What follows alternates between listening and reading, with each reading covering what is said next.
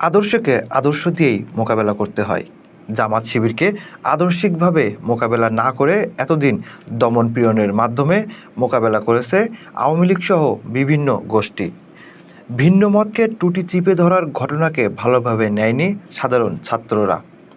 এমনিতে হয়তো শিবিরকে ভোট দিত না, কিন্তু দমন-পীড়নের শিকার সংগঠন হিসেবে তাদের প্রতি সিম্প্যাথি কাজ করেছে ও কৌতূহল বাড়িয়ে দিয়েছে, যা তাদেরকে বিজয়ী হতে সাহায্য করেছে। এই ঘটনায় শিবির ও তাদের মাদার অর্গানাইজেশন জামাতের জন্যও শিক্ষা রয়েছে।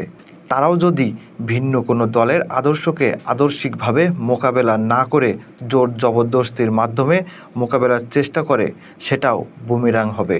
ধর্মীয় ফ্যাসিবাদও রাজনৈতিক ফ্যাসিবাদের মতোই ঘৃণিত হবে। এদেশে ইসলামের কথা বলে এমন দলমত সংগঠনের অভাব নেই। সবাই দাবি করেন তারা নিজেরা সহিহ ইসলাম, বাকিরা ভুল পথে আছে। এক্ষেত্রে সমাধান হতে পারে এই যে সবাই নিজেদের বক্তব্য তুলে ধরবে। জনসাধারণ কার কথা নেবে, কোন সংগঠনে যোগ দিবে, সেটা তাদের ইচ্ছার উপরেই ছেড়ে দেওয়া হবে। তা না করে ভিন্ন মতের সংগঠনকে কাফের, মুরতাদ, ইসলামের দুশমন, ইহুদির দালাল, খ্রিস্টানের এজেন্ট ইত্যাদি ট্যাগ দিয়ে গায়ের জোরে কিংবা অন্য কোনো উপায়ে দমন করার চেষ্টা করলে তা বুমেরাং হবে। এই শিক্ষাটা এ পর্যন্ত অনেকেই দিয়ে গেল, কিন্তু কেউ নিতে পারল না। এটাই আফসোস। আরেকটা বিষয় এখানে খেয়াল করলাম, সেটা হলো শিবিরের বিজয়ের সঙ্গে সঙ্গে হিজাবের পক্ষে স্লোগান দেওয়া হলো, যেন হিজাবের বিজয় হয়ে গেছে। শিবির ইসলামপন্থী সংগঠন হিসেবে পরিচিত, কাজেই তাদের বিজয়কে ইসলামের বিজয় হিসেবে মনে করাটাই স্বাভাবিক। কিন্তু খেয়াল রাখতে হবে, দাবিতে মেয়েরা হিজাব পরে ঘুরলেই ইসলামের উদ্দেশ্য অর্জন হয়ে যায় না। ইসলাম শুধু লিবাস সর্বস্ব নয়। হাদিসে কুদসিতে আল্লাহ বলেন, আমি তোমাদের লেবাস দেখি না, দেখি অন্তর ও কাজ।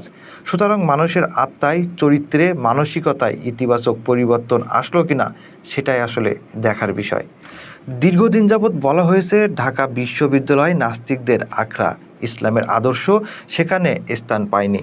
কিন্তু এখন যেহেতু ঢাবিতে শিবিরের বিজয় হয়েছে, তাই এখন থেকে ঢাবিতে পড়াশোনা করা ছাত্রছাত্রীদের চরিত্রে ইসলামের ন্যায়, নীতি ও সততার প্রতিফলন দেখার অপেক্ষায় থাকবে।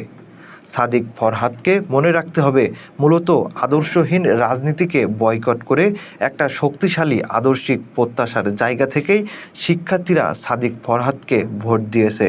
সুতরাং সেই প্রত্যাশা পূরণের উপরেই নির্ভর করবে তাদের প্রকৃত জয় পরাজয়।